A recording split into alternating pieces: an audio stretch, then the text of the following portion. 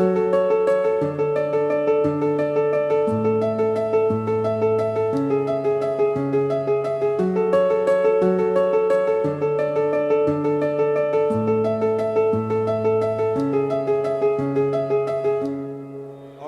want to welcome everybody to Unknown Philosophers Live. It is Saturday morning. This is going to be episode number 15. Remember, you can always find us at unknownphilosophers.com. We're on Facebook. We're also on YouTube and Spotify as well. So for those, when we get back to driving, it's a great place to go. Throw it on your radio, and we have some awesome guests to listen to, and many in the future. This week, I'll be posting new events for next year. I think you guys are going to be really surprised by some of the guests Cosmo and I have invited on for next season. We're very excited for that.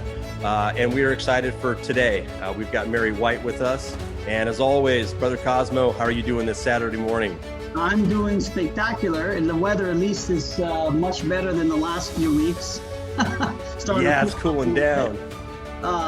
Yeah, it's a beautiful Saturday here in Arizona, and I'm looking forward for another great show. Today, our special guest, Mary White. She's an artist and author, best known for the Mariel Tarot, which I actually did get. I ordered one, Mary. I got one. I just don't have it yet. Should be here today. I actually like to collect those tarot card decks. It's really neat to see the different, artistic view in those. She's also, it's also the tarot deck is, and the accompanying text, The Landscapes of the Abyss. She's taking over 10 years to complete the deck, so we'll have a lot of questions today. She incorporates traditional tarot symbolism along with the Kabbalah, mysticism, alchemy, philosophy, and the comparative religions. She was raised in Los Angeles, my hometown, Southern California, and now she resides in North Carolina, one of my other favorite places to visit. With no further ado, I'd like to bring Miss Mary White on our show, and let's have some fun. Hi, well, thank you for having me and inviting me here. Arizona for a while too, so right there. Well, welcome to the show, and we're really happy to have you here. We really want to talk about, your tarot deck. I would like to learn more about astrology. We have a guest coming on next season, Angela Voss, and she turned me to Ficino, and I was blown away at his letters and how direct he was with people. Like, Saturn, you should be paying attention to what's going on here. It really blew me away. And then the work of Pico, and then of course they found out, and then he gets taken out at 31 years old. But it really blew me away that these masters of math, these mathematicians knew this science inside and out, and could change it. And I don't know too much about it. I looked into it into my 20s, and I recognized really closely it's very powerful. So I stepped away a little bit because I know you really need to know. I didn't want to confuse myself. Let's put it that way. So we would love to learn more about it, more about the tarot and how that tool works to enlighten us, to learn more about ourselves, and how somebody like you, who is an artist as well, puts all those symbols into those cards that we can journey through. Well, yeah, I totally get what you're saying about being to be mathematicians and astrologers and stuff. I've had kind of the same experience with tarot. Historically, they can't prove that it was made for any of those purposes, but there's so many coincidences, the symbology and everything in it is so intense, it leads you to think that, or me to think that somebody definitely had that kind of stuff in mind when they were designing it. I found some other videos where you were talking to people about the memory wheels and stuff, and I'm like, oh, that sounds, pretty similar with the symbolism. But there's not a whole lot of records, so everybody's been trying to unlock it. Is it Jewish mysticism, Kabbalah symbols, and And I think over the years, everybody's kind of layered on their own stuff because it's just obscure enough, but tantalizing enough that you think it looks like that, and then it doesn't quite fit, and so you mess with it and add your own thing. Become like a repository for that kind of stuff over the years, and everybody has their own way of doing it. When I did it, I tried to go back to the original symbolism and look for what those things meant in themselves, rather than taking the modern ones and just, you know, repainting them. So that's kind of how I approached it. But yeah, there's so many things. I'm a big fan of Joseph Campbell, and believe in you know, there's an underlying mythology that everything's, it's the truth to me. It's just the underlying truth that's built into us, and we know it when we see it, and we attach the best examples. Our subconscious uses these symbols to explain things to us, and a truth that we all know. So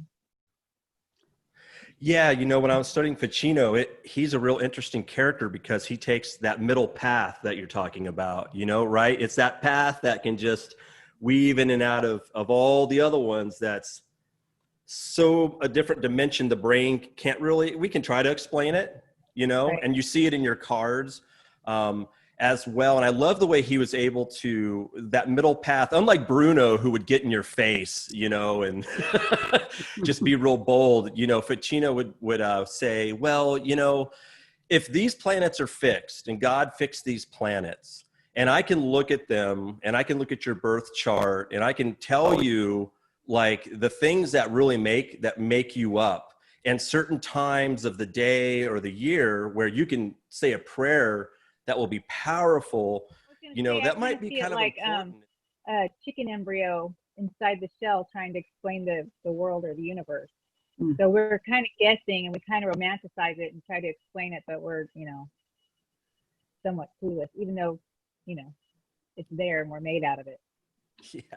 Mary, I have a question for you. I know you've taken 10 years to work on this deck, and I know that when you're building something like this, you know, even some of the other you know, new people that are out doing decks of their own, it's taken them a long time.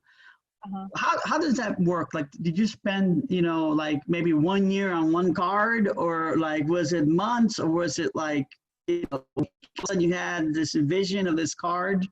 Could you give us a little bit of excitement? I'm kind of slow, but basically what I did was, it's probably like a couple months for each card. Well, there's 78. If you just painted one a month, it would still take a long time with 78 cards. Yeah. But I basically took them one at a time and really studied the symbology and what it meant to me, meditated on it, contemplated it. A lot of times I experienced the idea, you know, in my life, and very intensely. And then I'd go through a whole process of drawing it and refining it and everything until I had it done. There's some that I repainted several times, where I would start going in one direction and then I would be, you know, that's not where I want to go, and I'd have to back out and redo it. So it took a long time. If I had just taken a deck and just copied it in my style or whatever, it wouldn't have taken that long. But it was really important to me to like explore each idea in each card. Then so it was a great process, really. I mean, changed my life. So What was the one thing that turned you on to this science? I call a pure science that you can apply. What was it in your childhood? Was it an adult where you got a glimpse? The brain saw it and went, "Ooh, what is that? I want to check that out." What was that? I always think about when I was a kid. I used to play cards with my grandparents, my grandpa, a lot. That was like the thing. I'd go over there and we sit there and play cards. And he taught me how to play solitaire. He said I was playing against the devil. But And so I always thought cards were cool. And then he had these outer limit cards we'd always break out and look at. They had pictures of the outer limit monsters. And then at some point I got these books, and one of them had it wasn't a Marseille, it was like a Visconti deck in it. And I was like, ooh, that's really neat, and that's when I was like, 12 or something. And so, I mean, I guess I was attracted to it, but I wasn't, when I started doing it, I wasn't super into tarot. I was into like Kabbalah and stuff like that. That's really what I was into. And I started doing that because actually at the time I was bored. I just had a baby and I had a lot of time when I was just sitting there. So I thought, do a couple paintings for this and see if I can work it out. And then like sometimes happens, as soon as you start working on something, you start thinking, wow, this is a lot deeper than I originally thought it was. And really ended up getting into it. So yeah, I didn't do it because I loved it. I loved it because I was doing it. That is awesome. I can imagine when you were talking about Martin Folks and the memory wheels, Right. When I started, I looked at a couple of tarot decks in my 20s, and that's, as an artist, that's what got me. I would just sit there and stare at that card for an hour and just use my imagination. And I've got to imagine you probably have those cards memorized in your mind. Tell us a little bit about how you use that as a tool, how you help somebody discover more about themselves. How can people benefit from this, and especially your deck, which I think is becoming pretty popular? The way I think everybody can use it in their own way. The way I use it, or the way I think of it, is that it's like almost like a Rorschach kind of test, where you look at it and it allows your subconscious to project what it wants to discuss with you. And so you can have this conversation. Sometimes some of the things that happen, I mean, I use it almost daily and have for like a long time. And sometimes it's really uncanny how some of the things literally represent what's going on, or just in surprising ways you wouldn't think of. In a lot of ways, it's very similar to dream symbolism, how it's reality, but it's skewed. It's in that different language, and it's very similar to that. So I want to say it's all internal and psychological, but I can't say that it is. And I tend to think that who we are does not stop at our skin. We still interact and have flowing energy and everything back and forth with what's around us. And I can't explain it. I don't know if it's where it's coming from exactly, but I do know that it's very interesting. And I have conversations with the cards about things.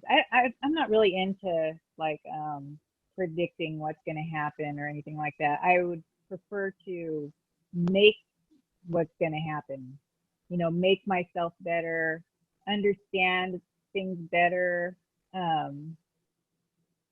see the surprising things it brings up for me to think about and contemplate and meditate on, and answer questions just about the world and the nature of things. So that's kind of how I use it. That's but awesome. I'm all for everybody, I'm for everybody using it how they want. It looks like any other of the liberal arts, it looks like it's something that can detach you from matter in a sense. You know what I mean? In that psychological mentality, when you're using them, you detach from all the feedback loops in the mind, everything going on. People use meditation. I could definitely see tarot as that. Some people play music to detach.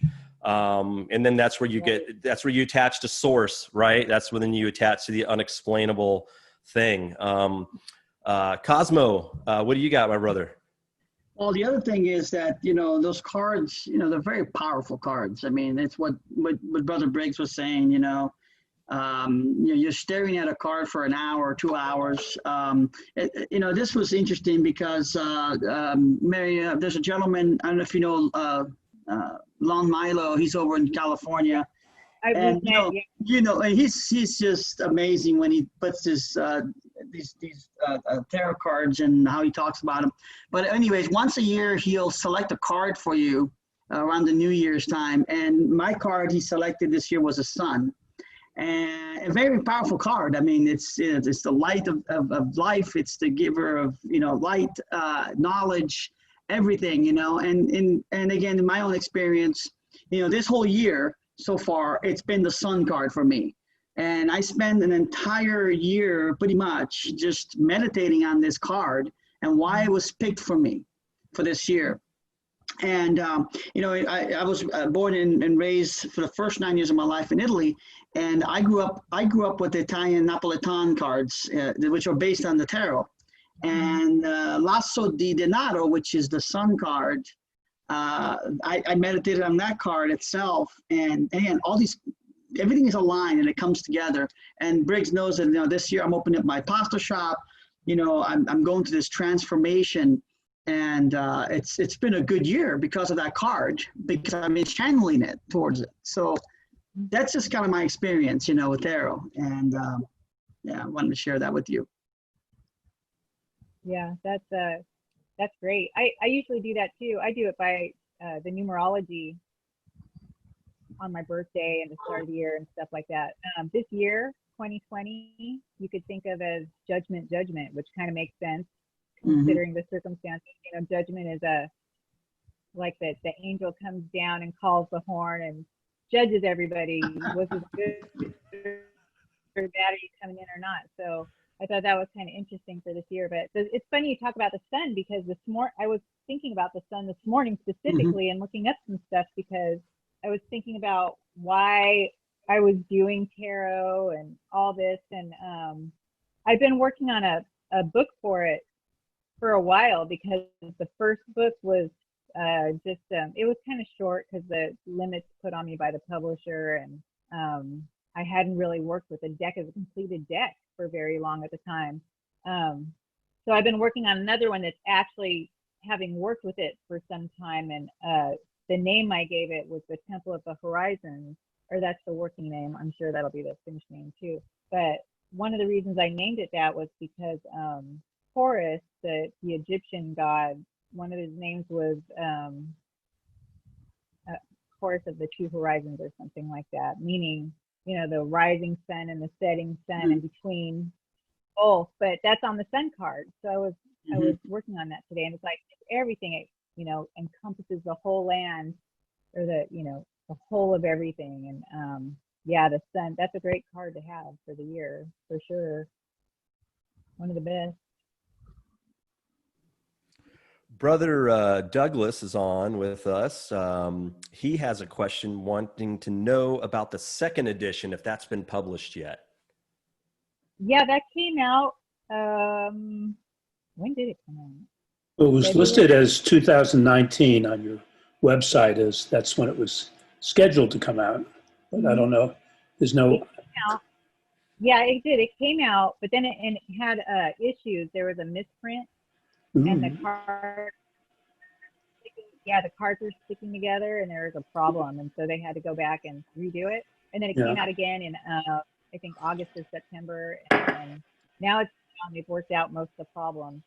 That one it's basically the same thing. I redid a couple of the cards that I wanted to refine, and then added some different keywords to the book. So there's that. Actually, I have one painting. For collectors, that edition with them sticking together for collectors would be a real collector's item. I thought the same thing. People were sending it back, and I'm like, I would kind of maybe think about keeping it. That's right. There's not going to be that many of them after a while. And the first edition sold out. As far as I know, nobody can find it. I'm getting emails a couple of weeks from people who are like desperate to find it, and I don't have any, so I don't know. But yeah, it's all second edition right now. Harry, what size of canvas do you use for the standard to make your cards? Those were only 11 by wait, no, 7 by 11. So they're pretty small. They're only about this big, Okay. the original. And they were oil paint on boards or illustration boards, some of the early ones. Did it feel like a project that you started and it just, the pieces just started coming down to you and you could see the end? You knew the end was far because you knew you had to, you know, I'm on card number 2 and I got all these to go. What was that process like for you personally? How did it enlighten you? How, what did you discover even in your own work?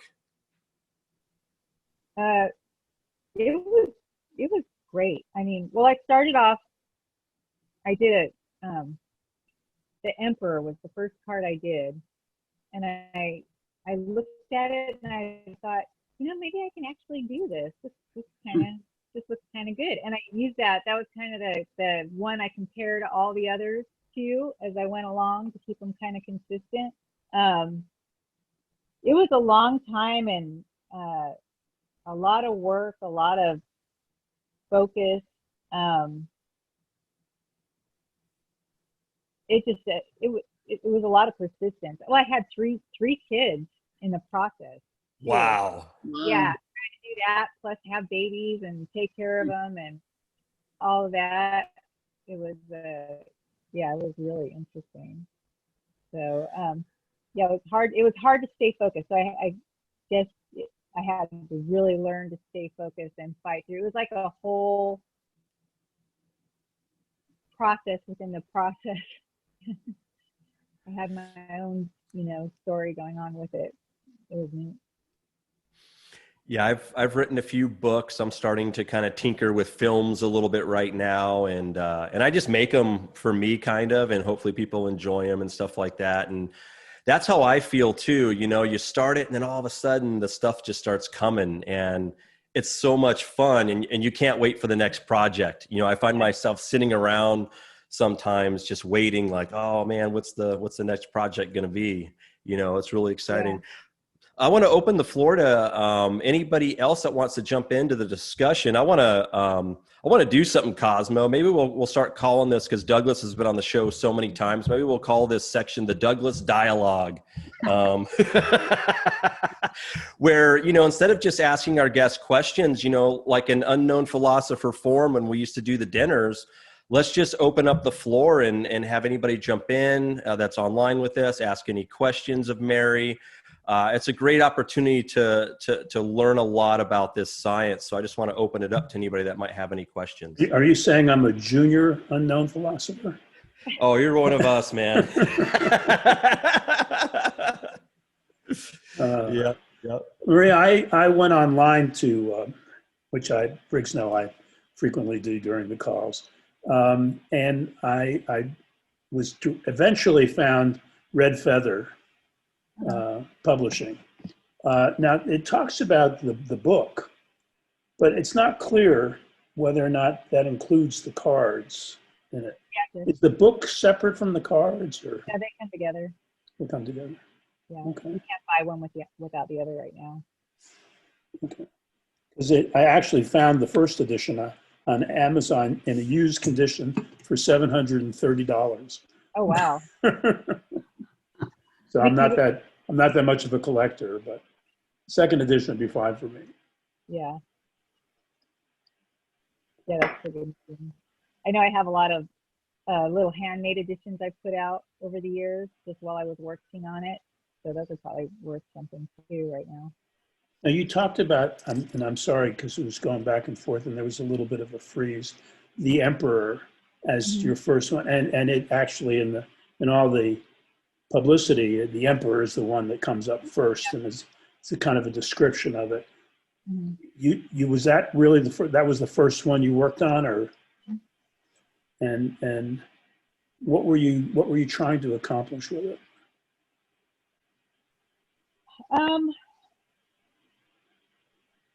What makes it different from just another card, another series? Like I have, talk about an ancient deck. I've got the Aquarian Tarot. Oh, wow. This is back from 72. Uh-huh. 1972. So, yeah, that was one of my first decks too. I had that way back in the day. Yeah. Yeah, I don't think I was thinking a whole lot when I did that. I had some ideas. What was a good father figure, masculine energy kind of card, and then it's almost like it taught me as I went along, and I learned more and got more in tune with it. So the last card I did was the King of Discs, and that's actually I think I have it here.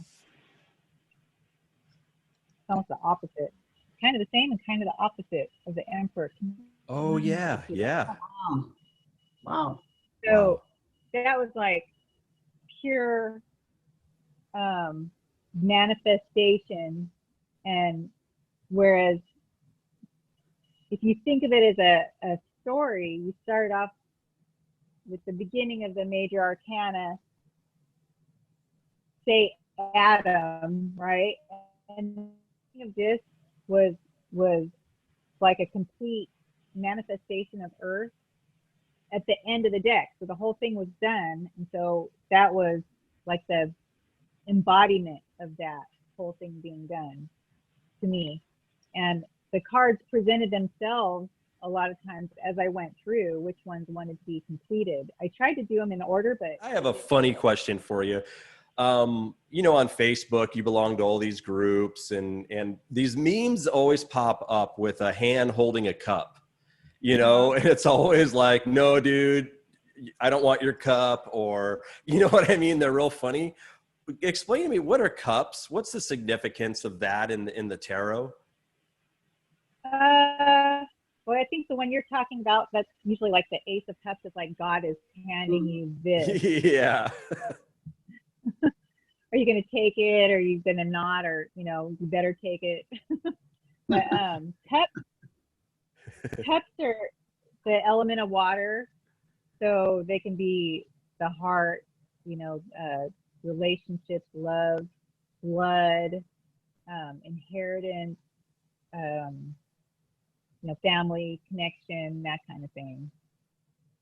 Yin energy, calming, gentle, flowing, you know, as opposed to hard yin energy, which would be, or yang, which would be fire. So cups are water, and wands are fire. That makes so much sense now. All those images are coming up in my mind, you know, that I've seen in the past. There's a plate in the book called The Holy Trinity Sophia of the Count of Saint Germain, which has the initiate bowing before the table with Isis. And it's interesting because there you have a cup, you have a wand, you have an arrow. And it's interesting in that time, again, they're showing these things being applied during initiation, which I found really interesting and almost liturgical. Cosmo, question for you, brother. I think Jamie, we're going to have Jamie on our last show. You know, in Freemasonry, I'm always going back to Morals and Dogma and reading Pike's writings in the 32nd degree, where he talks about the Magi, and he talks about the magicians and how it trails back. And where do you see this in without, you know, giving anything away, in Freemasonry? You know, I know the circumambulation and all that stuff. What is your brain kind of seeing? Like, how can we be more aware of what's going on in the lodge with this science?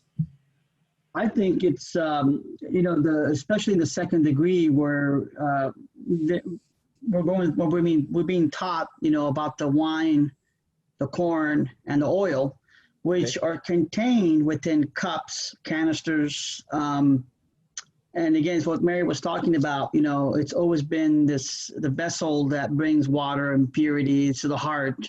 And we learned about that. It's nutrition to the material body. It's also nutrition to the spiritual body as well. So the cup of wine, you know, it's a big symbol. Because, and even in comparative religion, we see that as well, because it is the embodiment of the spirit. Yeah, the blood. blood. Yeah. So which is kind of neat. And I think that kind of ties in with the tarot as well, with the cups, trumps, and it's kind of neat because growing up in Italy, my grandfather, when we played cards, whenever he got the ace of cups came up, he always poured himself a glass of wine. I said, "Why are you doing that?" "Oh, it's for good luck. If it comes up, I got to drink wine." So That's I thought it was awesome. kind of neat, it kind of ties into it. So there's a lot of symbology in that. There really is. I was just looking it up. So it says, the suit of cups is connected to our emotions, our relationships, and matters of the soul. When the cups card comes up in your tarot reading, pay attention to your dreams, your heart, and your intuitions. There From you great go. joy to immense grief, the cups cards reveal how we truly feel and how others feel about us. It's interesting, Mary, because I can see how you can use those cards with somebody to communicate in a way that you wouldn't be able to with just normal words or conversation. This is really cool, to be able to get, oh boy, what's the word I'm looking for? I'm stuck. Anyways, using an object or something to communicate through instead of direct. Does that sound about right? Yeah, definitely. You take your ego out of it and you can look at something dispassionately and say, oh, this is how it's, interacting with that. And I wanted to note that the Ace of Cups in particular, but cups can also be like the Holy Grail. The plate can be the body of Christ. The sword is the spear that pierced the side. And or I'm sorry, that would be a wand. And then, well, now I can't remember exactly what it is, but yeah, they're all. It's definitely a lot of it's very Christian based, and it was created in that time. But you'll find, just like the monomyth from Joseph Campbell, you'll find that stuff all throughout different religions. So yeah. As But Cosmo. Mhm. I was going to say, definitely taking your ego out of it and being able to look at things outside of yourself where you can feel safe to imagine them is a way that it would work. Yeah. Yeah, one thing I heard was that you can't see your own ego, so you need somebody else to reveal that to you, to unveil that for you. And luckily, I've been married for 20 years, and my wife yeah. That's why we have such a great relationship. It's awesome. That is amazing. Retrograde. What is retrograde? What is a retrograde? Yeah. When a planet in its orbit seems to be going backwards, just from our point of view. So they say that it's a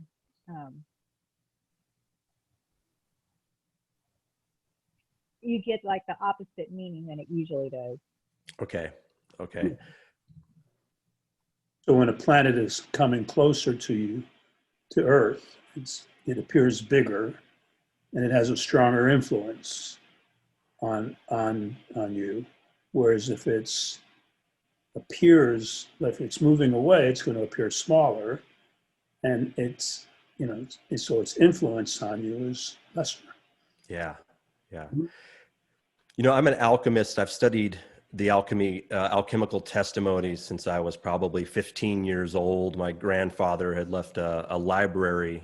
He was a mathematician. He worked for Sandia and Los Alamos and designed a lot of the math for a lot of the missile defense systems and stuff like that. And so it opened me up to the Hermetica and those things as well. And it's amazing that astrology, and I think these things they do have their rebirth in the Renaissance, don't they, guys? I think they did. And we see that a lot with, a lot of these Renaissance philosophers. They always somehow, one way or the other, they're always tying astrology and tarot into their philosophies. And then when the church stepped in during that time, because that's when the church was pretty powerful, always try to shine them away or deflect them, or saying you're excommunicated because you can't talk about these things. And the very basis of, some of these religions is based on astrology. And so. Yeah. Yeah, I agree. I just, I keep going back to Ficino again. I don't know why, but again, just, Paracelsus takes off with this. Bruno takes off with it. We get to Dr. John Dee, who is just, I don't know if you guys have looked at his work. My goodness. I mean, it's powerful stuff. He was the Queen's astrologer as well. And of course the Medicis, I mean, they were the ones that provided the books, for all of this stuff. And how can we use this stuff to better our lives? A lot of us think right out of the gate, money is going to be the thing that's going to better our life. I don't know why. It just seems to be something the brain does. I think maybe people use these things to, how do I get wealthy or this or that? How do we use these things, guys? How do we apply these things? So, Mary, you said you use it daily. How can somebody like me use it daily to better my life? And what I mean by better is to be a happier person. I would say to use it to learn about yourself, to know yourself better, to meditate with it, and to be able to focus on things you want to improve about yourself or your life. Astrology, I've spent a long time studying just symbolism and different religions and stuff, and almost every time when you follow the symbols back, it comes back to astrology. With everything, it comes back to astrology. So I like to think there's different levels of symbolism, but I mean, how could you not? You look up in the sky and you see these couple of planets that aren't following along with the rest of the stars. One of them's got a big red eye, and he's got, 4 little friends, So Yeah. and you see that, and you don't know what they are. I mean, this stuff has just come down through prehistory. So just everything you could think of, all the different myths, Jesus Christ, all the Egyptian gods, everything, they all come back to astrology and different times of the year and different things that happen with the stars and the seasons and everything. So, yeah. Yeah, I've been eyeballs deep in the Hindu works the past couple of years, and I've been zooming with siddhas over there in India, and just, it starts at the Indus River, right? I mean, that's really, I think, where all this stuff begins. And they were masters of this stuff. When you start reading the Upanishads and you start reading the Shastras, and I mean, they just gave a Nobel Peace Prize for figuring out there's a black hole in the center of every galaxy. It's like, no shit. They knew that like 6,000 years ago. I'll show you in Kata where they're explaining the linga. It's amazing. It's all there. And, like Pike says, the Magi weren't following a star up in the heavens. They had looked at a chart and said, whoa, something is materializing. And we need to go tell the king, like, something huge is happening. And I just thought that was incredible. But going back to the Hindu writings, I mean, they meditate to the point of place yourself in the center of the sun where there is no movement. I mean, that's deep. Mm-hmm. That is deep.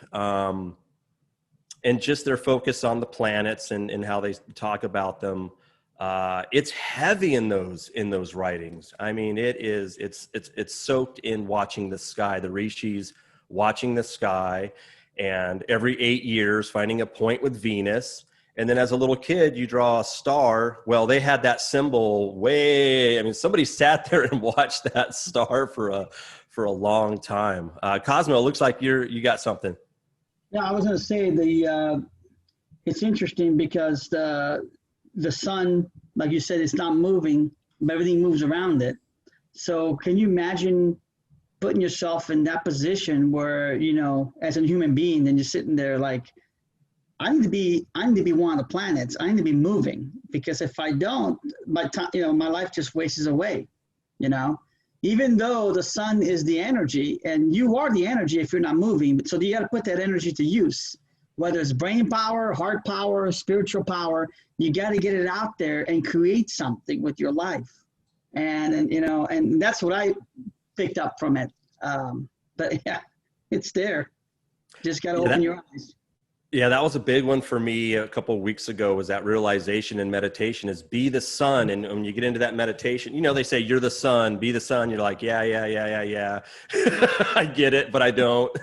But when you get into that meditation, then you see everything going around you. You see your creative powers, you see your rejuvenating powers, you see your destroying powers. You see your dedication to God. You know, are you really handing that will over, and things like that. Douglas, Brother Douglas. Yes, for Marie. Now, do you prefer Mary or Marie? Marie. But I answer to anything with an answer. Yeah, right. Just don't call you late. Don't call you late for dinner, right? Right. In your self revelations from the cards, where do you find it most useful in your life, in organizing your life, and in the feelings you have about it? Where do you get the most out of it? For me personally, it has helped me make sense of things I've had questions about, I think. Since I was really little, I used to have like recurring dreams and stuff, and things I, you know, couldn't explain, and things I feel. And so I think through contemplating the symbols in that, I've answered a lot of those questions for myself. A lot of things make more sense to me now. So I guess, yeah, it's a focal point for me, that, yeah, allows me to contemplate all that stuff and learn from it. So I think that's the biggest. But I mean, I use it for mundane kind of stuff too, just self-improvement and stuff like that. But I really do, the biggest thing is to answer like universal questions that I have. And what's your favorite layout? Do you do just a one-day card, or do you were you just like a card a day, or do you do a full layout, or and what? How? Like 3 cards. 2 cards? I'm sorry, your voice. 3. 3. Yeah. With center, past, and future. Or? I do different ones. Sometimes I'll do what I'm doing right, what I'm doing wrong, you know, advice, that kind of thing. Or yeah, I'll switch it around for different things. Where I'm going on my, you know, journey, and I'll do what am I doing that's taking me in the right direction, what will help me get back on track, and that kind of thing. Do you ever do a 6-card layout? Not often. I always find cards start getting confusing. So I like it kind of short and sweet, where I can, you know, really contemplate those few cards. Sometimes I'll do big ones. I have a couple of big spreads, but I'll only break them out on special occasion, like end of the year and stuff like that. But if I was reading professionally, if I was reading for other people all the time, I probably would do bigger ones. But just for me, yeah, I don't need it. You know, again, starting the show, not knowing much about tarot, what I've learned is just like when I study nature, it sounds like it's a very direct, powerful tool to raise our awareness. Yes. I think that's a good way to say it. Is it's another tool to help raise your awareness, not just about you, which is really important, which I think is the most important thing in life. One of them, maybe it's important, but others as well. And then Brother Stephen O'Donnell had a post in here, and he agreed. He said, each day it teaches us to use our higher thoughts and actions and desires. And I love that. And I think what he's meaning about higher is there's a part of us that's above the intellect and above the brain and above the senses, you know, and it sounds like this is a tool to get into that space. And I love, like, when I sit with Jamie and he looks, and I know those planets are there and he can read them and he's showing me something about myself. It's like, yeah, you're right. Even if it hurts. Yeah, that's a great way to describe it. Really, I mean, there's a lot of stories around it in history, and you know, people have used it for fortune telling and all these other things. But it really is a good tool for raising your self awareness, definitely. Yeah. We've got about maybe 8 more minutes, guys, if anybody else wants to jump in, and then we can find out where we can get a hold of Mary's incredible tool she's provided the world. Her books. Yeah. Yes, Douglas. I just bought it on Amazon. All right. Because I get free delivery and they had it. They're at a good price. So. All right. Fantastic. I'm going to have to get a set too, and then maybe meet with you on a different time and learn a little bit more. Sure. You know, it's what little I know, I'll be glad to share. Well, and we can get Marie on there too. You know, it would be wonderful. Yeah, and in season 2, we'd love to have you back, because season 2, a lot of the folks we're inviting, we want to demonstrate stuff now. And so in season 2, we'd like to have you back, and let's do a reading, whatever you feel like doing. And I would say not on myself. I always get the same one. That's how I know that person. And it's like, I'm an alchemist, you know, I'm like, I'm trying to go around it and it's pulling me back. Yeah. But we would love to have you back, and we can demonstrate this. And I was going to look at that real quick.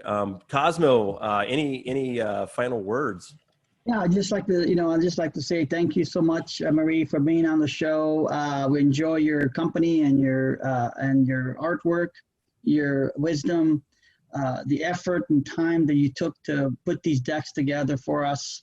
It's amazing. I can't wait to get my deck. It says here on Amazon it's going to be here at 3:00 this afternoon. So I'm going to crack it open and start reading your book that accompany with it. And we're looking forward to having you in the next year or next season. Thank you. Yeah, I look forward to it. And where's the best place people can find your book? They can find your cards as well. Is that going to be Amazon, or do you have a direct website? I'm not selling any right now, so really Amazon, if you have a local bookstore that carries them, or even the publisher shipper books, they have them on their website. Well, I can't thank you enough. I think we all learned a lot. We're going to get probably a lot of views on this video in the future, kind of dispelled maybe some things people thought about this and how powerful this tool is. We got another comment here. Before we go, signs are all around us because the universe uses anything it can talk to us, but we are too busy living to see everything. When we use tarot, we are making an intentional effort to listen to what it is telling us. I see them as a tool of synchronicity, and that was Cody Maxwell. I thought that was beautiful. That really sums it up. We want to thank everybody for joining us today. We still got about 5 minutes, guys. Is there anything else we want to talk about in this subject? Does anybody else have any questions? I mean, I could go all day with it. There's so much I want to learn now. You've planted a seed. Good. Well, when you get your deck, I'm willing to talk about it some more. Okay. I wanted to mention about astrology, if we have another minute. Yeah. That the astrology we use now is not current. It's actually the way the stars were thousands of years ago. The stuff has moved on, so it's actually kind of different. I met a good astrologer a long time ago who told me that it's really all the stuff you read is not in the stars. It's actually in you. Yes. So, yeah. So that's something I always keep in mind. But you can think of all the astrology stuff and imagine that it's part of you and the way you work and the way you move and all that too. And so, it's a mirrored reflection. You can do the same thing with tarot. It's all really inside you, not just out there. And that's the word. That's the word I want to leave everybody with, is reflection. That is a powerful word. There's all these dimensions. Science has proven it, and we're in the third, and we get reflections of these things, and we ourselves, are reflections of these things as well. I think that's really important to think about, especially today. Cosmo, anything? I already asked you this, but I was going to throw one more thing in here, guys. I can't remember her name, but she was an alchemist maybe about 100 years ago, and she did some tests with the metals and some acid tests, and she buried them. You can find it in the Mysteries of the Unknown books, The Alchemists, and there's pictures there. Anyways, she did prove that the position of the planets and the energies do affect the metals on the planets. It makes sense. It's logical science. She studied it for 2 years, and then she could pull her sample out and look at gold and mercury and a few of how they've changed. It could tell you what time of the year it was. Wow. So I thought that was incredible. So she was seeing a reflection of the cosmos, and they're always changing. Everything is always changing and moving. She could see that reflection in how the metals were changing in the acids. That blew my mind. Maybe we'll bring that up in another show or something. Lily, her first name was Lily. Her last name was Kolisko, Kolisko. And I'm sure if you Google her, you can find the work, and you can see the acid tests that she did. Let's see if that'll work on the screen or not. Maybe. There we go. Yeah, there she is. So I just found that really cool. It's just another proof that these things have an effect, because we're made of all these metals. So they've got to be affecting us as well, I think. You spell the name again, Briggs? Oh, I'll have to look it up here. Well, I can tell you, it's Lilisko. Kolisko. She was born in 1889 and died in 1976. Institute. Wow. She has an institute. Yeah, Institute for the Anthroposophic Medicine. Yeah, I found that real interesting. And you're right. There's a bunch of meteorology studies on here. I'm looking at it right now. And it's over in Ohio, I think it is. Yeah, I was doing a study with the metals and the monsoons in Arizona, like they would do in Egypt, and that's how I found her work. Because during the monsoons, there's a lot of ions in the air, and it causes all kinds of stuff. It's amazing. In Arizona, we do that. I do experience. Perfect spot. Yeah. Well, guys, I can't thank Marie enough for being on our show today. It has been such a pleasure. I learned so much, and I can't wait to learn more. We want to thank everybody that was on. We apologize we weren't able to get on Facebook today. We're going to have the show updated.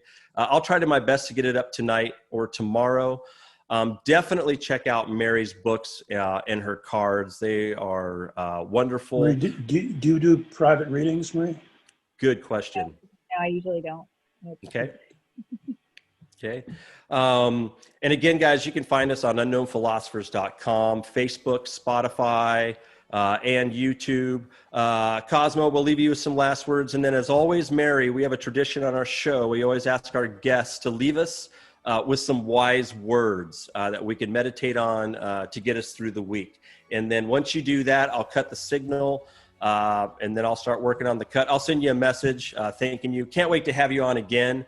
And we'll do some demonstrations. And this was wonderful. I hope everybody has a great week. Best wishes, Cosmo, and then Marie. Best wishes, everybody. Thank you, Douglas, and everybody involved. Marie, thank you so much for being on the show again. Learned a lot today. Looking forward to having you on the show again next season. And I hope you have a good, wonderful weekend. Thank you. You too. Thank you. So I guess I would say look for all of the wisdom inside yourself. That's where it is.